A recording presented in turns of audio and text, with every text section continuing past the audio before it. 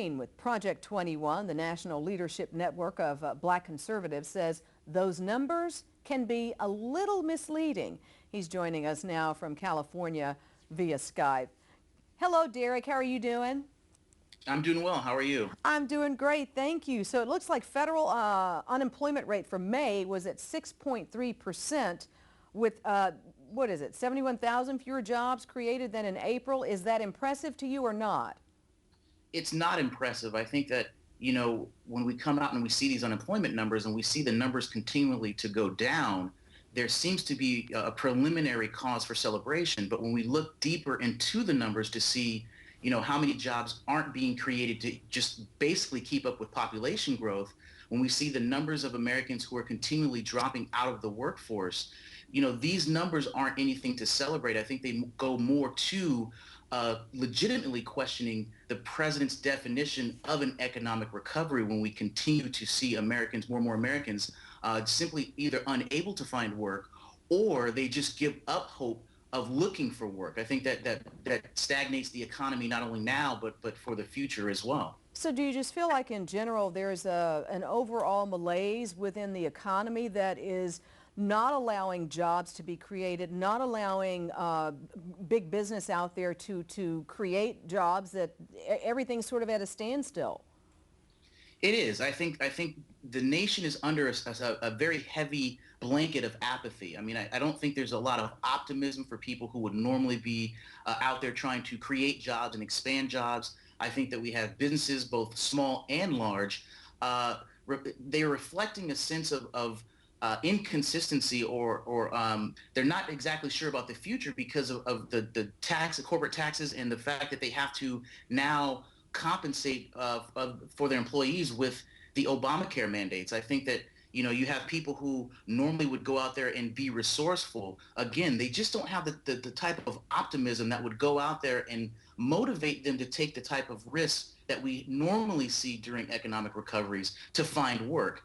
People are just kind of blasé, and I think they're just kind of trying to ride out the Obama wave until 2016. The problem is the longer we wait to get the economy started, the longer it's going to take not only to start, but then to grow, to expand at the rate we need it to.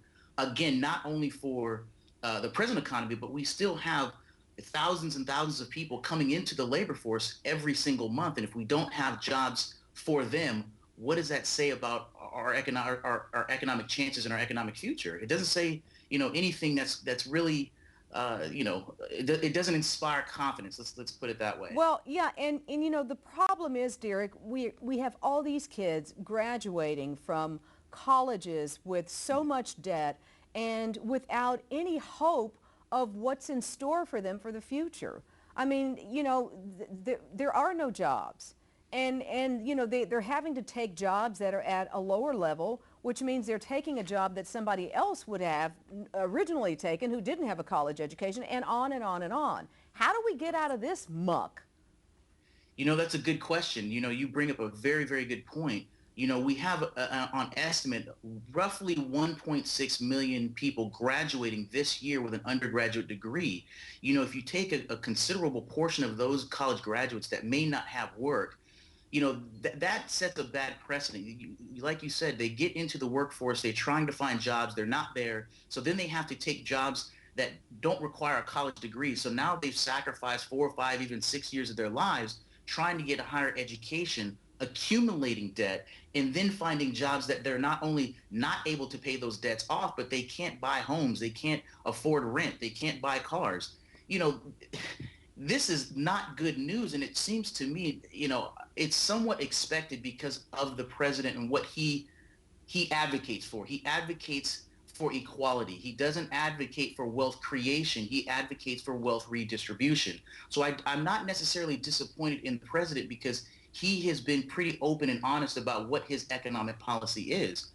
I'm more frustrated about the people who are supposed to be elected leaders in Congress who haven't developed a counter narrative to say, listen, this is what egalitarian gets us as a country. This is what egalitarianism does to the economy.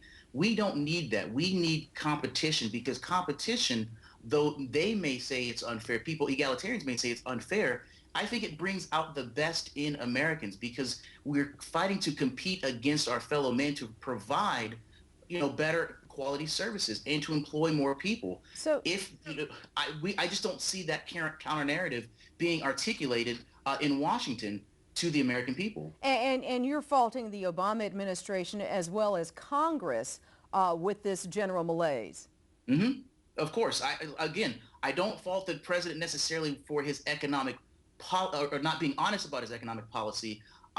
That he is who he is, and he's told us who he is. But I'm upset about the people in Congress who are not doing enough for the American people. It just seems to me that both sides are arguing in favor of the status quo, and they are untouched by the consequences of their decisions.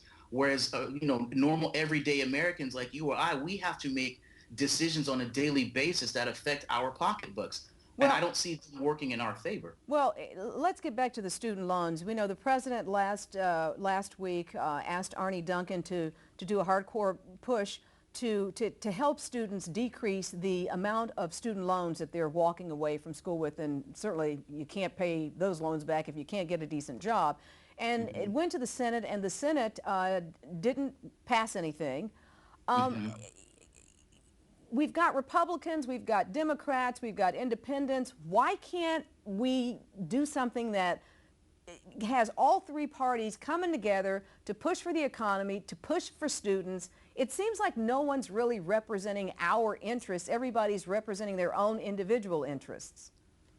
And that's where we have holding these politicians accountable from the very top to the bottom. Again, they're not doing much for student loan debt. Being able to refinance a debt that you can't pay because you don't have a job Right. doesn't seem like proactive help for these students. I would like to see, a lot more, and it's unfortunate, but I think that the federal government has to kind of step back out of the student loan business because they're just giving loans to people going and majoring in 19th century underwater basket weaving, which is not going to get them a job to pay that loan back. So maybe we should start looking at some of these college degrees and then putting the loans against those degrees. So people who major in humanities might not get as many loans as someone majoring in pre-law, pre-med, or engineering. These are the types of things that we should start doing for the next generation. How we help those people now who have already incurred this debt. Right. The only active way I see right now is to grow and expand the economy to get them high-paying jobs. Because again, no matter how much you want to raise the minimum wage, you can't pay back $30,000 of a school loan with minimum wage. You just can't. Derryck Green, you're spot on with that. Appreciate you joining us. Derryck Green with Project 21. Enjoy your day, sir. Thank you. All righty, you do the same.